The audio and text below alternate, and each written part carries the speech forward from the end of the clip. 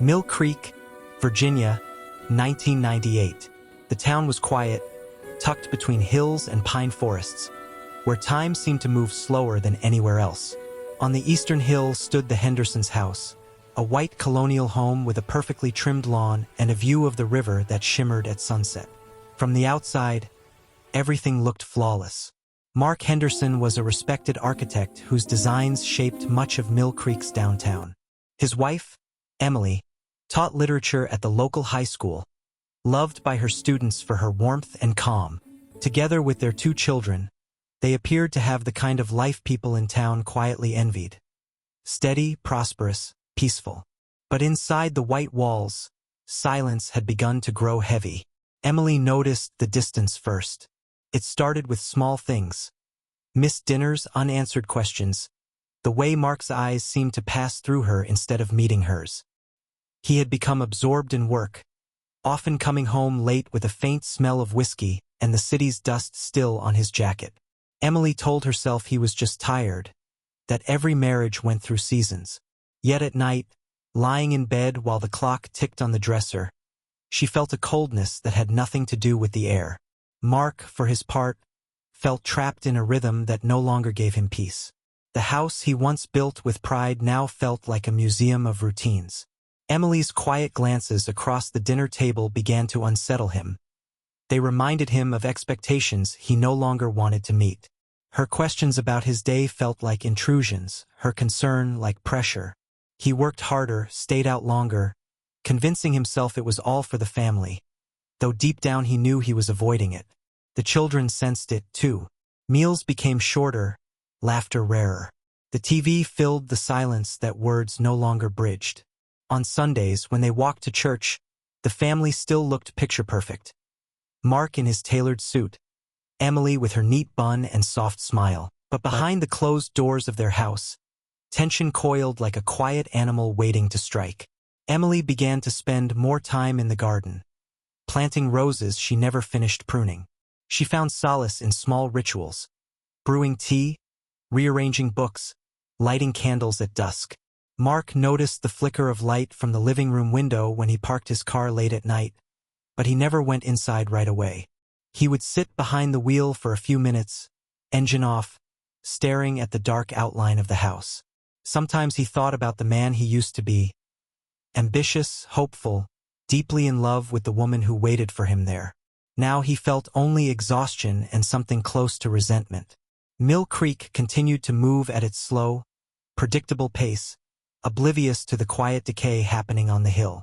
To neighbors and friends, the Hendersons remained the golden couple, a symbol of stability. But beneath the polished surface, their marriage was cracking.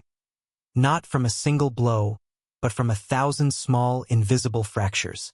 Each unspoken word, each distant glance, each night spent apart in the same bed deepened the fault line between them.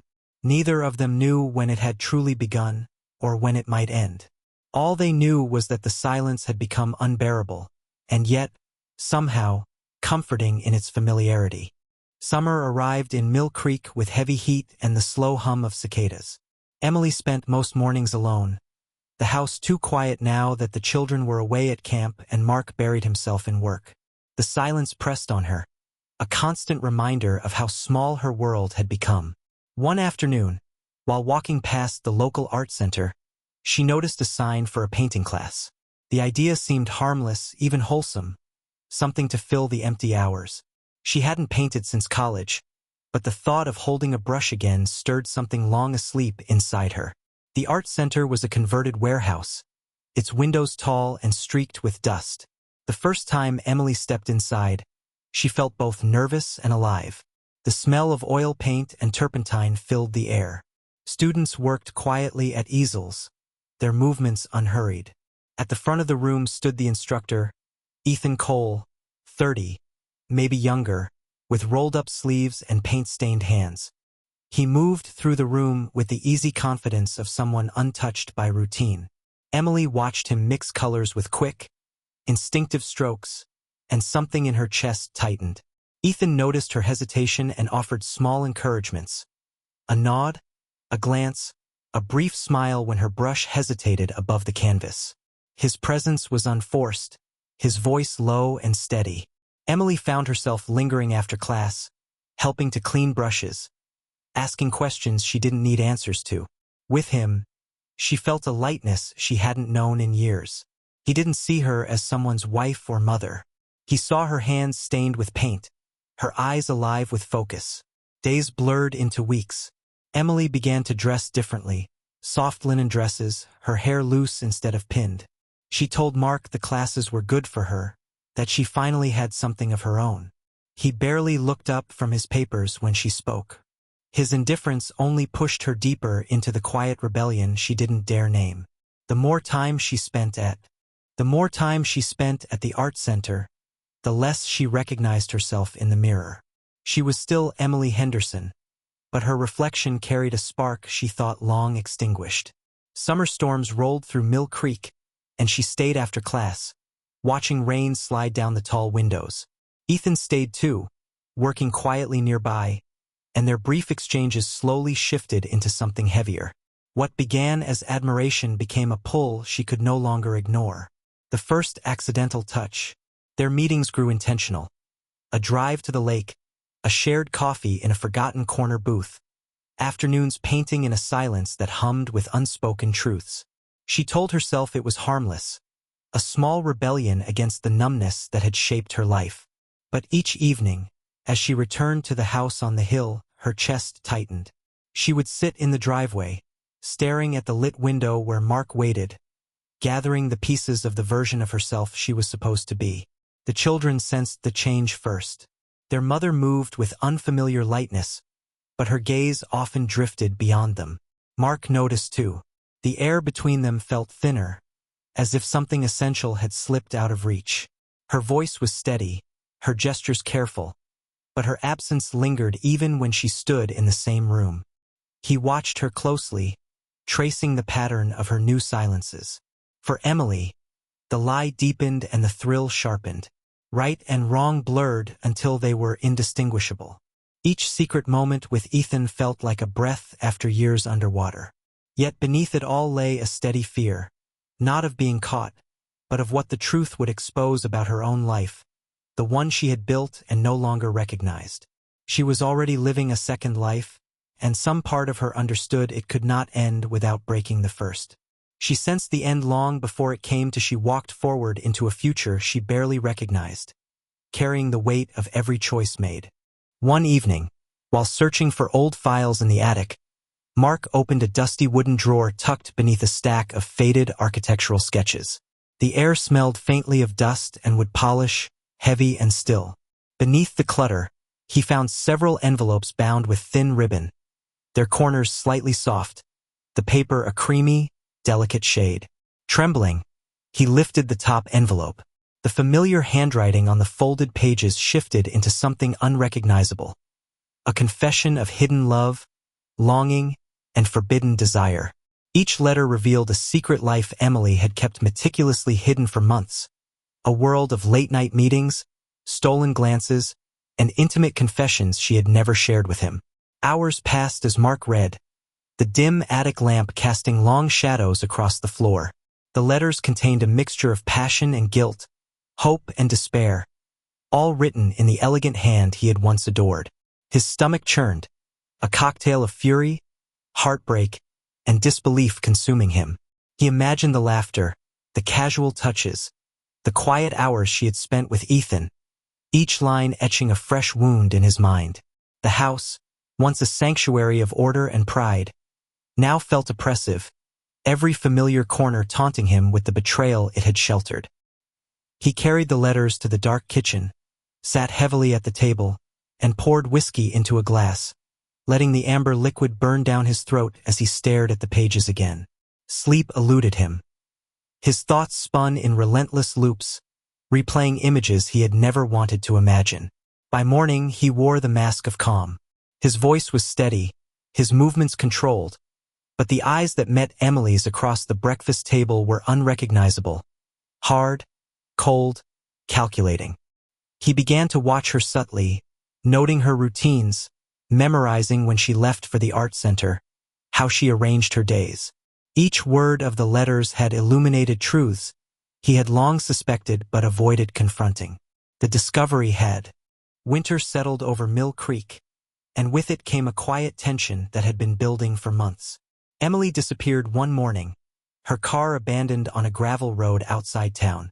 The door was open, keys still in the ignition, and faint footprints led toward the riverbank. Police quickly issued a missing persons report, and Mark appeared on camera, tears streaming down his face, speaking of his beloved wife and mother of our children. The town reacted with shock and sympathy. Volunteers combed the surrounding woods, calling out her name, leaving no stone unturned. But hours turned into days with no sign of her. Rumors began to swirl. Ethan became the main suspect once the nature of their relationship came to light. He insisted that Emily had planned to leave her husband, to start a new life without deceit. Few believed him. Mark's sorrow was visible but carefully measured. Behind the facade of grief, his mind churned, analyzing timelines, actions, possibilities. The police investigation gained momentum, and Ethan was arrested under suspicion of murder. Townsfolk whispered that the quiet hill where the Hendersons' house stood now hid dark secrets, and Mill Creek's gentle rhythm was disrupted by a sense of unease that refused to dissipate. A year had passed, and Mill Creek had begun to settle into its uneasy silence. The Henderson house on the hill stood hollow and boarded, its perfect lawn swallowed by wild grass. People still crossed the street to avoid it. But the story that haunted the town wasn't finished. Not yet. It started with a bouquet of white lilies placed at the rusted gate. No note. Fresh, almost painfully fresh. 2 nights later, workers repairing the fence found a wooden box with a brass latch. Inside was a single slip of paper. Where the earth breathes. That was enough to reopen what remained of the case. Police returned to the ravine where the soil had once sagged unnaturally. This time they found scraps of Emily's cardigan, her bracelet, and the silver wing pendant Mark had given her. No remains, just belongings, left so close to the surface that it felt deliberate. But the real break came from a forgotten camera. Footage from the night Emily disappeared revealed a gray sedan driving toward the old mill road. It didn't belong to Mark, and it wasn't Ethan's. It was Sarah Whitmore's, Emily's friend, her confidant, the woman always described as gentle, helpful, almost invisible. When officers found her, Sarah didn't resist. She simply sat down and whispered, "I didn't mean for it to happen." But she wasn't listening. Her confession spilled out like something she'd carried too long. Emily had come to her in panic that night, terrified Mark had discovered the affair. Sarah agreed to drive her somewhere safe. But halfway there, the truth bled through. Emily wanted to fix her marriage. She wanted to stay with Mark. That was the moment Sarah broke. She admitted it in a trembling voice. She had loved Mark for years, quietly, helplessly, and she believed Emily didn't deserve him. On the roadside near the ravine, their argument ignited, sharp, ugly, emotional. Emily told her to stop meddling. Sarah told her she had everything and treated it like nothing. Emily stepped back, trying to distance herself, but the ground beneath her feet was soft from recent rain. She slipped, the earth gave way, and she tumbled down the unstable slope. Sarah tried to reach her, but the ground collapsed again. There was a single cry, then silence. Fear took over. Not just fear of the law, but fear of Mark. Fear that he would discover her feelings, her jealousy, her part in the tragedy. So she hid the evidence, staged the abandoned car, buried the items shallow enough to be found someday, and told herself it would all disappear with time. Didn't. When she finished her statement, Sarah asked one question in a hollow whisper. "Does Mark know?" No one answered. But that evening, a neighbor saw a man standing by the Henderson gate, staring at the lilies, motionless, expression unreadable. By morning, the flowers were gone.